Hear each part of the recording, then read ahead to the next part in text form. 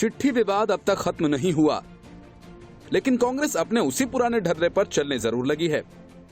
Party संगठन और नेतृत्व की कार्यशैली पर सवाल खड़े करने वाले नेता राज्यों में कांग्रेस जनों को उन मुद्दों पर मुखर होने के लिए जागरूक कर रहे हैं, जिसकी वजह से कांग्रेस हाशिए पर पहुंच गई है। पार्टी के इस वर्ग का साफ मानना है कि फिलहाल गांधी परिवार के नेतृत्व को सीधी चुनौती देना संभव नहीं है। मुद्दों पर धार बनाए रखने के लिए संयुक्त प्रयास तो हो सकता है, लेकिन खुला विद्रोह नहीं। इसलिए बदलाव की मांग करने वाले नेताओं ने अपनी रणनीति में बदलाव कर लिया है कि अब वे खुले विद्रोह के बजाय अपनी बात दूसरे नेताओं तक पहुंचाएंगे। राज्यों के कई नेता और बड़ी संख्या में कार्यकर्ता चर्चित पत्र में उठाए गए मुद्दों से सहमति जताते हुए कांग्रेस को हाशिए से उबारने की इस आवाज में अपना सुर मिलाने लगे हैं।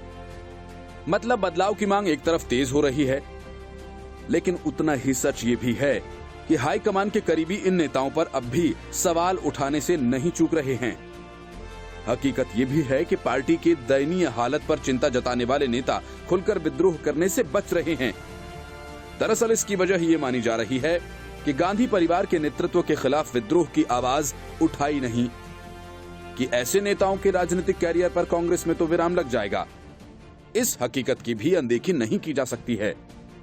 शीर्ष संगठन से लेकर जिला स्तर तक पार्टी का वर्तमान ढांचा ही नहीं, बल्कि कांग्रेस जनों का बड़ा वर्ग मौजूदा नेतृत्व के खिलाफ विद्रोह जैसी बातें सामने आने पर कांग्रेस में सुधार के मुद्दों से भी पीछे हट जाएगा।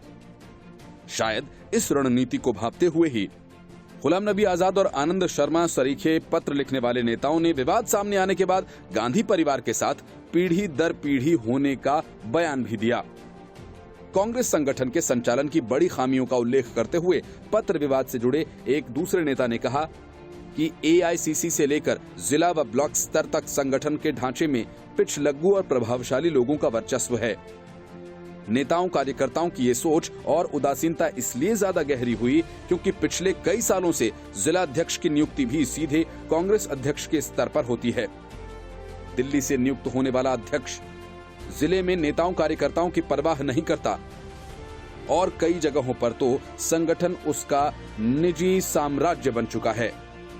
इसका उदाहरण गिनाते हुए मध्य प्रदेश में कमलनाथ की उसी बात का जिक्र किया जिसमें उन्होंने कहा था कि कई जिलों और ब्लॉक्स में तो उनके पास संगठन ही नहीं था।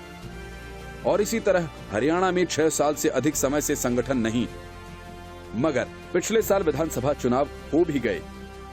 संगठन संचालन की इस कार्यशैली पर सवाल उठाते हुए ये भी कहा जा रहा है कि इसकी वजह से आम लोगों में जहां कांग्रेस की पहुंच पर ब्रेक लगा है, वहीं पार्टी के शीर्ष नेतृत्व का नेताओं कार्यकर्ताओं से सीधा संवाद भी कई सालों से टूट चुका है।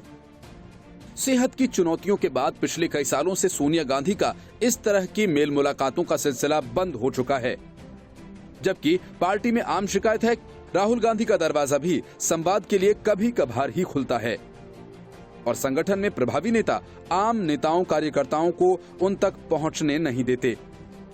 कांग्रेस में बदलाव के लिए लिखे गए पत्र में इन मुद्दों की ओर साफ इशारा भी किया गया है।